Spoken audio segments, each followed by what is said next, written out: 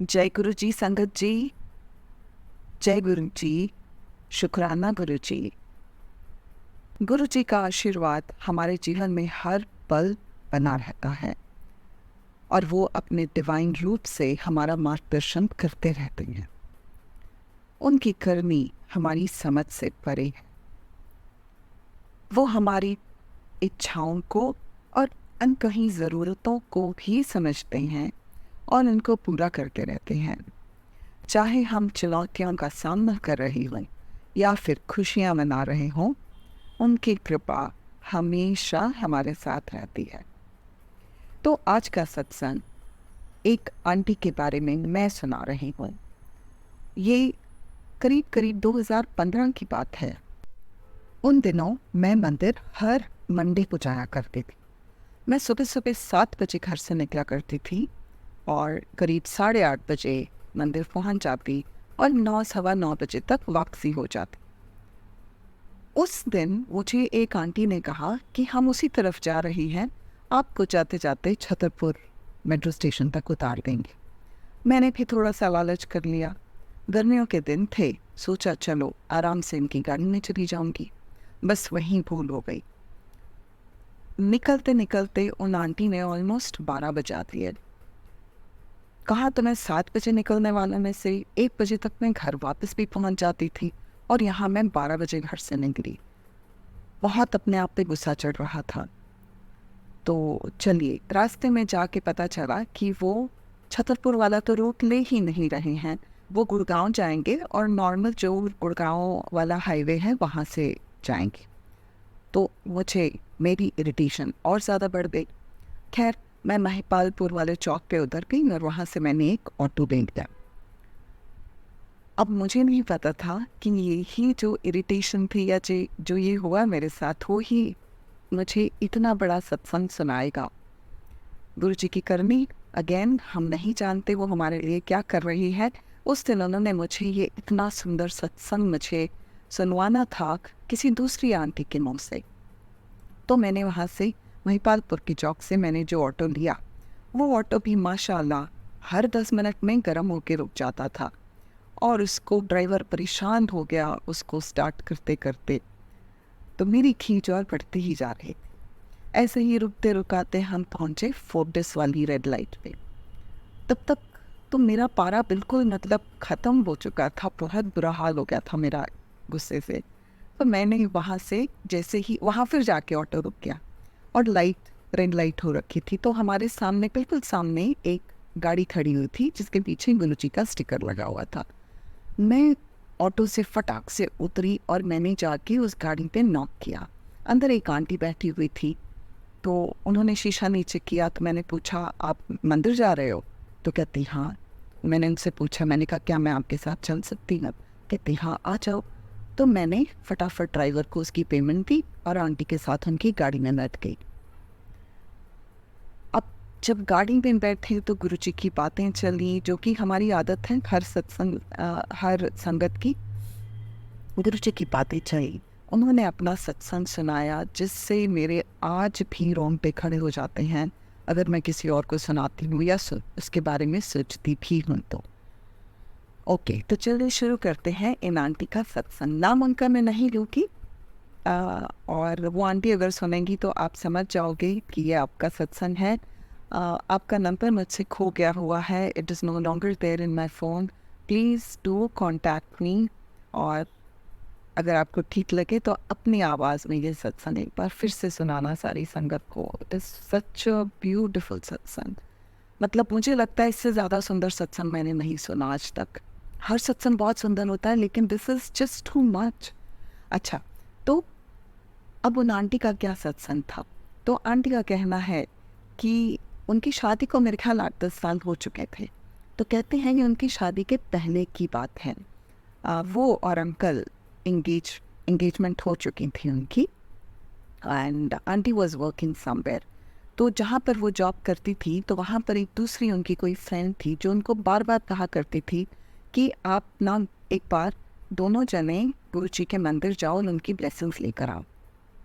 तो तब मतलब गुरु जी चोले में नहीं थे। तो बड़े मंदिर जाने को वो आंटी उनको बार बार कहा करती थी। तो शादी को जब करीब 1 महीना रह गया था तो इन आंटी ने अपने फियांसे अंकल को मना लिया और दोनों एक दिन वीकेंड के दिन बड़े मंदिर पहुंच गए। अब बड़े मंदिर पहुंचते ही क्या हुआ, उन अंकल को कुछ बैक की प्रॉब्लम पहले से ही थी। बड़े मंदिर पहुंचते ही उनकी बैक में बहुत ज़्यादा पेन होने लग गई।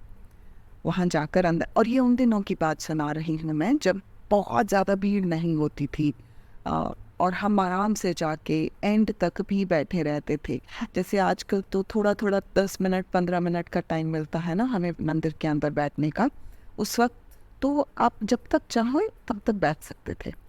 तो कहते हम वहाँ जाके बैठ गए, लेकिन अंकल की बैक में इतनी ज़्यादा पेन हो रही थी कि उनसे बैठा ही नहीं जा रहा था। तो वो करीब 10-15 मिनट में उन्होंने बोला कि चलो चलते हैं, मुझसे बैठा नहीं जा रहा। तो ये आंटी थोड़ी सी उदास हो गई।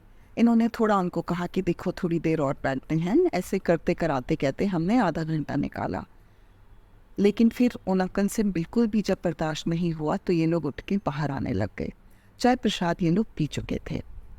तो आंटी का बहुत ज़्यादा मन था कि वो लंगर प्रसाद खा के जाएं, लेकिन शायद ऐसा गुरुजी को मंजूर नहीं था, तो उठ के बाहर की ओर चल पड़े। जब बाहर पार्किंग में आई, जो मंदिर के बिल्कुल बाहर वाली पार्किंग है, आजकल तो वहाँ मिलती ही नहीं पार्किंग, लेकिन तब मिल जाया करती थी, तो बाहर ही गाड़ी खड़ी थी। तो वहाँ पर कहते कोई था ही नहीं, क्योंकि अभी तो सत्संग चल रहा था अंदर। तो कहते हम दोनों अपनी गाड़ी की तरफ बढ़े और जैसे ही गाड़ी निकाली तो कहते एकदम से एक सेवादार अंकल आए और उन्होंने हाथ करके इन्हें रोका। तो कहते हैं हमने शीशा खोला तो सेवादार अंकल कहते हैं कि अंकल वो पीछे देखो, एक इतनी बुजुर्ग आंटी हैं, वो आपको हाथ कर रही थी, आपने गाड़ी ही नहीं रोकी। शायद उनको कहीं जाना होगा, कहीं लिफ्ट की ज़रूरत होगी, तो आप गाड़ी रोक के ना उनको प्लीज़ लिफ्ट दे दो। तो ये अंकल कहते कि, और ये आंटी कहते हैं कि हमने तो कहीं देखा ही नहीं किसी लेडी को। कहते अरे वो आपको हाथ तो दे रही थी। तो खैर इन्होंने गाड़ी रोकी तो पीछे से एक कहते हैं बहुत ही बुजुर्ग आंटी धीरे धीरे चल कर आ रही थी। तो कहते जब हमने मुड़ के देखा तो हमारे दोनों के मन में ये आया कि अरे इतनी बुजुर्ग आंटी यहाँ ऊबड़ खाबड़ सी ज़मीन पर कैसे चलती आ रही हैं, और इतनी रात में ये अकेले क्यों आई हुई हैं, इनके घर वालों ने इनको ऐसे कैसे छोड़ दिया। तो कहते खैर वो बैठी गाड़ी में और हमने उनसे पूछा कि आंटी कहाँ जाओगे, तो वो कहते मुझे साकेत छोड़ दो। इन अंकल आंटी ने साकेत नहीं जाना था, इन्होंने गुड़गांव की तरफ जाना था, लेकिन फिर भी उन अंकल के मन में आया कि नहीं आंटी बहुत बुजुर्ग हैं, तो चलो हम इन्हें साकेत छोड़ ही देते हैं, कोई बात नहीं, हमारा थोड़ा सा चक्कर लग जाएगा। तो ये बाहर निकले और अंदर से जब चले तो वो बूढ़ी आंटी ने पूछा कि आप लोग लंगर क्यों नहीं करके आए। तो आंटी ने कहा कि आंटी मेरा तो बहुत मन था, लेकिन अंकल की ना बैक में बहुत ज़्यादा प्रॉब्लम हो रही है, बैठ नहीं पा रही, इसलिए हमें उठ के आना पड़ा। तो ऐसे ही कहते गुरुजी की बातें चलती रही। इस बीच बूढ़ी आंटी ने उनको अपने सत्संग सुनाती रही, बहुत सारी गुरुजी की बातें सुनाती रही, और फिर कहती हैं कि मुझे तो इतनी ब्लेसिंग्स मिली हुई हैं गुरुजी की कि मेरे हाथों से भी गुरुजी की फ्रेगरेंस आती है। और कहती हैं उन्होंने अपने दोनों हाथ कहते सामने की तरफ, वो पीछे की सीट पे बैठी हुई थी, तो कहते उन्होंने अपने दोनों हाथ, आंटी कहती हैं कि मेरी तरफ बढ़ा दिए, और कहती मैंने उनके हाथों को सूंघा तो कहते इतनी तेज़ रोजेस की फ्रेगरेंस, इतनी तेज़ की पूरी गाड़ी महक गई।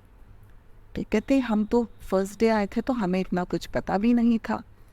तो चलो ये बात हो गई, और इसी तरह की बड़ी सारी बातें होती रही।